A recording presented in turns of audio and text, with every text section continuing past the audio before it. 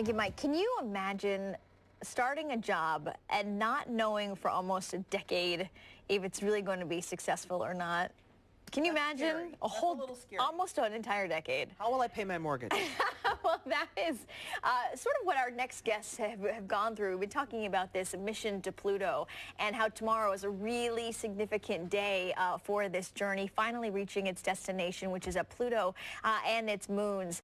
This is the NASA's New Horizons spacecraft. Will fly by within 10,000 kilometers in Pluto, which is like the farthest spacecraft has ever gone. Joining us now with the first up-close look at the planet and moons is Dr. Lisa Hardaway, Program Manager of Ball Aerospace and Technologies, and Mackenzie Leister, Ball Business Development Manager for Space Sciences and Technologies. Good morning, ladies. What a day for you. Did you get any sleep last night? Good morning, Jennifer. I don't think I got a lot of sleep. No, It's getting very exciting now. This is what you've been waiting almost a decade for. Yes, that's a very long time in aerospace. We normally only have to wait 3 to 5 years, so 10 is very long. So for people who are just sort of beginning to go, okay, wait a minute, I've heard a little bit about this mission. Can you just sort of sum up the mission in a few sentences of what you all are trying to do? Right, so this is going to be the furthest world that we've ever explored. And that's really what NASA does best, pushing the boundaries of science and exploration. And this mission is looking at, like you said, the Pluto system for really the first time up close and personal, to understand its atmosphere, understand its surface geology, and understand its origins. And I'm sure that the best scientific discoveries are the ones that we really can't even anticipate. When we're going out to a new world like this that we've only, barely been able to observe from Earth, we're bound to discover a lot of new things.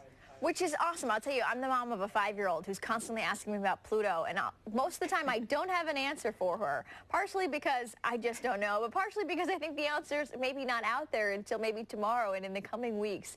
You all built the primary camera on board. Just 24 pounds?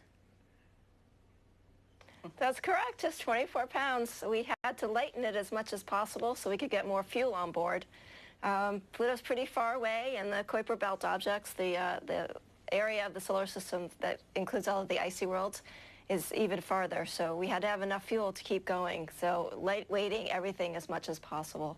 So what your company built will be the one that allows the images that we've been waiting so long for. I can't even imagine, you build a camera here on Earth, there's some challenges. What are some of the challenges that you all had to think about in creating this one? We had a lot of challenges with this one, actually, because it is so long. It took us 9.5 years to get there. We had to make sure that the parts that we selected were going to survive that long. It's very cold at Pluto. We had to make sure that we could still image correctly in that cold environment. And we also had a low light issue. The Pluto is so far away from the sun that the light level on Pluto is about 1,000 times dimmer than it is on Earth. So we had to design our camera to be able to take images in that type of environment. All right, so you guys launched this, 9.5 years ago. Tomorrow it's going to get as close as something will ever be to Pluto. And then what? Then does it keep on going, and this thing you've loved for so long just keeps on going? What happens? Yeah, it will keep going. So the flyby itself is pretty brief because the spacecraft is traveling at more than 30,000 miles an hour. So it's going to fly past Pluto really quick. And once it passes the planet, it passes Pluto, it'll turn around and look back and look through the atmosphere, determine if there are any rings, because the rings will be projected against the sun, and then it'll go beyond out further into the Kuiper Belt, which is really that area of the solar system with icy bodies that really are the remnants of the earliest parts of the solar system, and we've never been there before. I know you all want answers. I think a lot of us do, including my 5-year-old. I want to know where I can go for some more information about what this yields tomorrow. What's a good place to go? Yes. So for the actual instrument information, you can go to ballaerospace.com. If you want the images and more of the science mission type of information, it's pluto.jhuapl.edu. All right, pluto.jhu. What was the rest of that?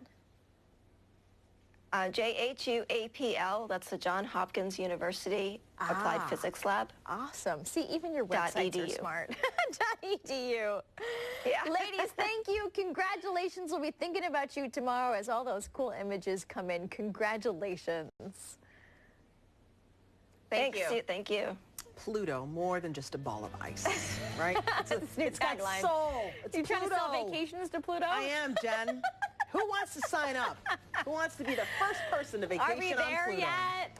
I know, no, right? kids, only 9 more years. Calm down, kids. You'll be 18 by the time we get there. We'll check in with Hannah Welker next. She's making homemade gelato. This is the good stuff, folks. I mean, and it's all in Fairport.